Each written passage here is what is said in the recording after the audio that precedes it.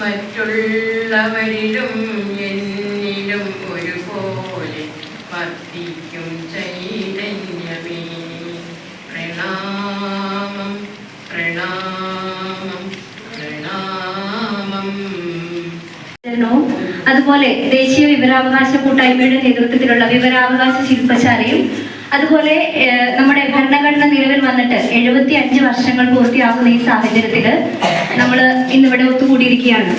ഇന്ന് കൂടാനുള്ള ഒരു പ്രത്യേക ഒരു ഉദ്ദേശം എന്ന് പറയുന്നത്, കഴിഞ്ഞ മാസം കോഴിക്കോട് വെച്ച് നടന്ന ദേശീയ വിവരാവകാശ കൂട്ടായ്മയുടെ നേതൃത്വത്തിൽ നടന്ന മീറ്റിംഗിൽ ജില്ലാ തലത്തിലുള്ള വിവരാവകാശ പ്രവർത്തകർ ഒന്ന് ചേർന്ന് നമ്മുടെ പ്രവർത്തനങ്ങൾ ജില്ലയിൽ സജീവമാകുക എന്നുള്ളൊരു ലക്ഷ്യത്തോടു കൂടിയാണ് നമ്മൾ ഇവിടെ കൂടിയിരിക്കുക. വളരെ സന്തോഷത്തോടു കൂടിയാണ് നമ്മുടെ ഈ ഒത്തുചേരലിൽ നിങ്ങളെ അഭിസംബോധന ചെയ്യുവാനായിട്ട് ഞാൻ നിൽക്കുന്നത്. നീതിവേദി ആരംഭിച്ചിട്ട് 21 വർഷങ്ങൾ കഴിഞ്ഞു. കഴിഞ്ഞ കുറേ വർഷങ്ങളായിട്ട് നമ്മൾ മനുഷ്യാവകാശങ്ങളുമായിട്ട് ബന്ധപ്പെട്ട വിവിധ തലങ്ങളിലുള്ള പ്രവർത്തനങ്ങൾ ചെയ്തു വരുന്നുണ്ട്. നിങ്ങളിൽ ഭൂരിഭാഗം പേരും ഏതെങ്കിലും വിധത്തിൽ നീതിവേദിയുടെ പ്രവർത്തനങ്ങളുമായിട്ട് ബന്ധമുള്ളവരാണ്. എല്ലാ വർഷവും നമ്മൾ വയനാട് ജില്ലയിലെ പല പ്രവർത്തകർ 2-3 പ്രാവശ്യമൊക്കെ ഒരുമിച്ച് കൂടി ആലോചനകൾ നടത്തിയതിന്റെ അടിസ്ഥാനത്തിലാണ് ഇന്ന് ഇങ്ങനെയൊരു പരിപാടി നമ്മൾ സംഘടിപ്പിക്കാനായിട്ട് നമുക്ക് സാധിച്ചു. 3 കാര്യങ്ങൾ നമ്മൾ ഇതിൽ ബന്ധപ്പെട്ട ഇന്ത്യയിലെ ജനങ്ങൾ ഇന്ത്യ ഒരു പരമാധികാര സ്ഥിതിസമത്വ മതനിരപേക്ഷ ജനാധിപത്യ റിപ്പബ്ലിക്കായി സംവിധാനം ചെയ്യുന്നതിനും ഇന്ത്യയിലെ എല്ലാ പൗരന്മാർക്കും സാമൂഹികവും സാമ്പത്തികവും രാഷ്ട്രീയവുമായ നീതി, ചിന്ത, ആശയാവിഷ്കാരം, വിശ്വാസം, മതനിഷ്ഠ, ആരാധന എന്നിവയ്ക്കുള്ള സ്വാതന്ത്ര്യം, സ്ഥാനമാനങ്ങൾ, അവസരങ്ങൾ എന്നിവയിലുള്ള സമത്വം എന്നിവ ഉൾപ്പെടുത്തുന്നതിനും വ്യക്തിയുടെ അന്തസ്സും രാഷ്ട്രത്തിന്റെ ഐക്യവും അഖണ്ഡതയും ഉറപ്പുവരുത്തുന്ന സാഹോദര്യം എല്ലാവരിലും വളർത്തുന്നതിനും ദൃഢനിശ്ചയം ചെയ്യുന്നു. നമുക്ക് വളരെയധികം നേട്ടങ്ങൾ കൈവരിക്കാൻ കഴിഞ്ഞത് ഭരണഘടനയെ നമ്മൾ മുറുകെ പിടിച്ചത് കൊണ്ട് മാത്രമാണ്. പക്ഷെ ജനാധിപത്യം ഇന്ന് ലോകത്തിലെ ഏറ്റവും വലിയ ജനാധിപത്യ രാജ്യമായ ഭാരതത്തിന്റെ ജനാധിപത്യം തിരഞ്ഞെടുപ്പുകളിലേക്ക് മാത്രമായി ഒതുക്കാനുള്ള ഒരു ശ്രമം കുറച്ച് കാലങ്ങളായി നമ്മുടെ നാട്ടിൽ നടക്കുന്നത് നമ്മളെ എല്ലാവരെയും വേദനിപ്പിക്കുന്ന ഒരു കാര്യമാണെന്ന് സൂചിപ്പിക്കാൻ ഞാൻ ആഗ്രഹിക്കുകയാണ്. The Indian Constitution is a progressive document and it is the responsibility of the executive, legislature and the judiciary to work together to better the lives of the common people in accordance with the spirit of the Constitution. രാഷ്ട്രപതിയുടെ പ്രസംഗത്തിലെ ഏറ്റവും പ്രധാനപ്പെട്ട ഒരു വാചകമായിട്ട് എന്നെ സ്പർശിച്ച ഒരു sentence ആണിത്. ചെറുത്ത് നിൽക്കാൻ പറ്റും നമുക്ക് തോന്നുന്നില്ല. നമുക്ക് ഒരുപാട് അവകാശങ്ങളുണ്ട്, നമുക്കതിനെപ്പറ്റി അറിയാത്തതുകൊണ്ടാണ്. പറ്റാത്ത നമ്മുടെ രീതിയിൽ നമുക്കൊരു വിവരം കിട്ടുന്നെങ്കിൽ വിവരാവകാശം ചോദിക്കണം. വിവരാവകാശത്തിന്റെ പേപ്പറിലൊപ്പിട്ട് സ്റ്റാമ്പൊക്കെ ഒട്ടിച്ച് ഡേറ്റ് കിട്ടി കൊടുത്താൽ മാത്രമേ നമുക്ക് വിവരം കിട്ടുള്ളൂ. മെമ്പർമാർക്ക് കിട്ടും, പൊതുജനങ്ങൾക്ക് കിട്ടണമെങ്കിൽ അങ്ങനെ ഒരുപാട് നൂലാമാലകളുണ്ട്. അതിന്റെ കൂട്ടത്തിൽ നമുക്ക് മനുഷ്യാവകാശം നമുക്ക് കിട്ടുന്നുണ്ടോ? കഴിഞ്ഞ ആഴ്ച മെമ്പറിന് അവിടെ ഒരു സമരം നടക്കുന്നുണ്ട്. ഞാനൊരു രാഷ്ട്രീയപരമായി സംസാരിക്കാൻ തയ്യാറാകുന്നില്ല. ഉണ്ടൊക്കെ ചൂരന്മാർ ഉൾപ്പെട്ടുള്ള എല്ലാ ജാതിക്കാരും എല്ലാ മതക്കാരൊക്കെ ഇവിടെ കഴിച്ചു പോയി. നമുക്ക് എല്ലാവർക്കും അറിയാം, വളരെ വ്യക്തിപരമായ ഒരുപാട് അവസ്ഥകൾ നമ്മൾ കടന്നു പോയ കഴിഞ്ഞ ജൂലൈ 30 അവർക്ക് നീതി കിട്ടാൻ വേണ്ടി സമരം ചെയ്ത ആൾക്കാരെ അടിച്ചമർത്തുന്ന സംവിധാനമാണ്. ശബ്ദിക്കുന്ന ആൾക്കാരെ അടിച്ചമർത്തി കളയുന്ന സംവിധാനം നമുക്ക് കാണാൻ കഴിയുന്നുണ്ട്. ഏതെങ്കിലും സർക്കാർ വകുപ്പുകളുമായി ബന്ധപ്പെട്ട ഏതെങ്കിലും ന്യായമായ പ്രശ്നങ്ങൾ പരിഹരിക്കപ്പെടാതെ കിടക്കുന്നുണ്ടോ? അതായത് നമുക്ക് ഏകദേശം കേരളത്തിൽ 52ഓളം സർക്കാർ വകുപ്പുകൾ, ഓരോ മനുഷ്യരും ഓരോ വിവിധ വകുപ്പുകളുമായി ബന്ധപ്പെട്ട നിരവധി പ്രശ്നങ്ങളുണ്ട്. ഇത്തരം ഏതെങ്കിലും സർക്കാർ വകുപ്പുകളുമായി ബന്ധപ്പെട്ട ഏതെങ്കിലും പ്രശ്നങ്ങൾ പരിഹരിക്കപ്പെടാതെ കിടക്കുന്നുണ്ടെങ്കിൽ അതിലിടപെടാനുള്ള ഒരായുധമാണ് വിവരാവകാശ നിയമം എന്ന് പറഞ്ഞാൽ എല്ലാവർക്കും കൂടുതൽ പേർക്കും അറിയുമെന്ന് ഞാൻ വിശ്വസിക്കുന്നുണ്ട്. അപ്പൊ ഞാൻ ആദ്യം നിങ്ങളോട് ചോദ്യം ചോദിക്കട്ടെ, എത്ര പേര് വിവരാവകാശ അപേക്ഷകൾ വിവിധ പൊതു അധികാര സ്ഥാനങ്ങളിൽ നൽകിയിട്ടുണ്ട്? നമുക്ക് കൈവക്കാൻ പറ്റുമോ? വളരെ നല്ല കാര്യം. ഭൂരിപക്ഷം ആളുകളും വിവരാവകാശം അപേക്ഷ കൊടുത്തിട്ടുള്ളത് വളരെ സന്തോഷമുള്ള കാര്യം. നേരെ ഓപ്പോസിറ്റാണ്.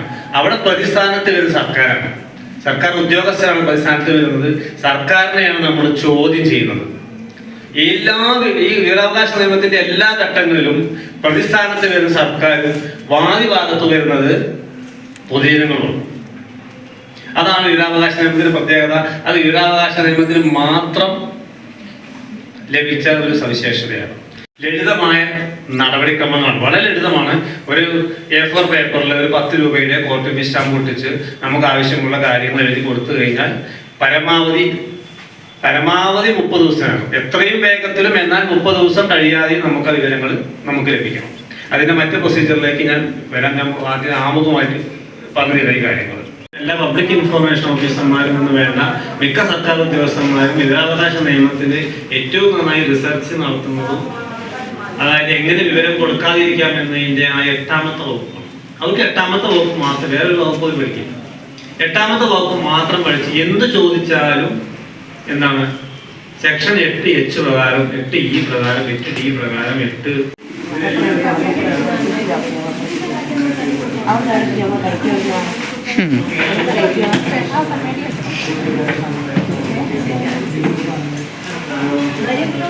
നമ്മുടെ സഹകരണ ബില്ലുകൾ അത് വിവരാവകാശത്തിന്റെ പരിധിയിലുള്ളതാണെന്നും, പിന്നെ രണ്ടാമത് ഞാനും മന്ത്രിയുടെ 2 മെമ്പർ വരുന്നുണ്ടെന്നാണ് വിചാരിക്കുന്നത്.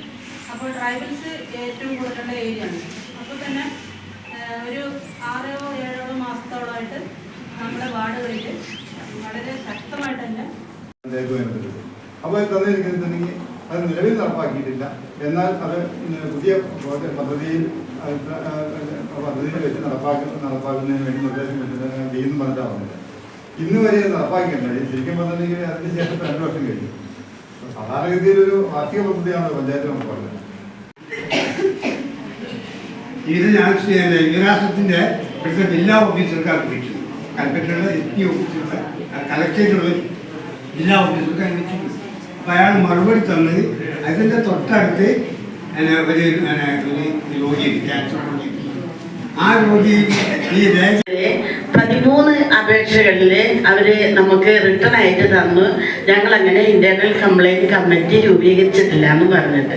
അപ്പം അത് നിയമവിരുദ്ധമാണ്. ഒരു നിയമം നിലനിൽക്കുമ്പോൾ റിട്ടേൺ ആയിട്ട് അവർ നമുക്ക് തന്നപ്പോൾ ഞങ്ങൾ ആ 13 വെച്ച് കേരള ഹൈക്കോടതിയിൽ ഒരു പൊതു താല്പര്യ ഹർജി കൊടുത്ത്, ആ ഹർജി കൊടുത്ത് 17 ദിവസം കൊണ്ട് പെട്ടെന്ന് തന്നെ അതിൻ്റെ ചീഫ് ജസ്റ്റിസ് വേഗം പരാതി സ്വീകരിക്കുകയും ഈ 13 സ്ഥാപിച്ചതിൽ നമ്മളെ Bathery, Mananthavady municipality, Ernakulam corporation, Palakkad corporation, Thiruvananthapuram general hospital, അങ്ങനെ പ്രധാനപ്പെട്ട സ്ഥാപനങ്ങളൊക്കെയാണ് നമുക്ക് ഇങ്ങനെ റിട്ടേൺ ആയിട്ട് തന്നത്. അപ്പം ഞങ്ങൾ അതിന് ഹൈക്കോടതിയിലൊരു അപ്പോ ഞാൻ മലപ്പുറത്തിക്കാരനാണ്.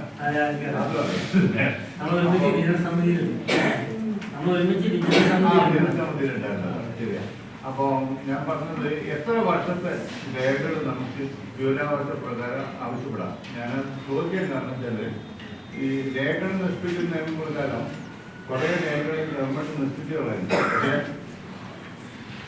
ഇല്ലേ, അതും നമ്മുടെ നിയമമായിട്ട് വിരുദ്ധമായിട്ട് വരുന്നുണ്ട്. നമ്മൾ ഈ RTI പോർട്ടൽ വഴി നമ്മൾ ഓൺലൈനായിട്ട് വിവരങ്ങൾ അപേക്ഷിക്കുന്ന സമയത്ത്, ആവശ്യപ്പെടുന്ന സമയത്ത് അപ്പൊ അത് ചില സമയങ്ങളിൽ ഒരു ഡിപ്പാർട്ട്മെന്റിൽ വിവിധ ലഭ്യമല്ലാത്ത സമയത്ത് മറ്റൊരു ഡിപ്പാർട്ട്മെന്റിലേക്ക് അവർ ഫോർവേഡ് ചെയ്യുന്ന സമയം അങ്ങനെ ആണെങ്കിൽ 30 ദിവസത്തിനുള്ളിൽ തന്നെ ആ വിവരം നൽകണം എന്നുള്ള കാര്യത്തിൽ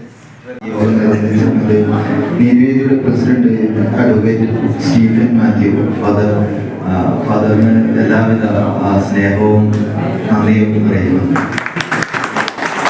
അതേപോലെ തന്നെ നമുക്ക് വിവരാവകാശത്തെ കുറിച്ചുള്ള ഒരു അവബോധം നൽകിക്കൊണ്ട് നമ്മോട് സംസാരിച്ച് നമുക്ക് ക്ലാസ് നയിച്ചിരുന്നത് ബഹുമാനപ്പെട്ട അനിൽ സന്തോഷ് സാറാണ്. അദ്ദേഹത്തിന് ഈ കൂട്ടായ്മയുടെ പേരിൽ സ്നേഹവും നന്ദി അറിയിക്കുന്നു. മറ്റ് സമയമില്ലാത്ത ഈ സമയത്തും ഇവിടെ വന്ന് നമ്മളുമായിട്ട് സഹകരിച്ച് നമ്മളോട് സംസാരിക്കുകയും ഈ പരിപാടിയിൽ പങ്കാളികളാവുകയും ചെയ്ത എല്ലാ ജനപ്രതിനിധികളെയും സ്നേഹവും നന്ദി അറിയിക്കുന്നു. അതേപോലെ തന്നെ ആളുകൾ ഓരോരുത്തരും എടുത്തു പറയുന്നില്ല, ഈ പരിപാടിയുടെ ഭാഗമായിട്ടുള്ള എല്ലാ ആളുകളുടെയും ഹൃദയത്തോട് ചേർത്ത് സ്നേഹവും നന്ദി അറിയിച്ചുകൊണ്ട്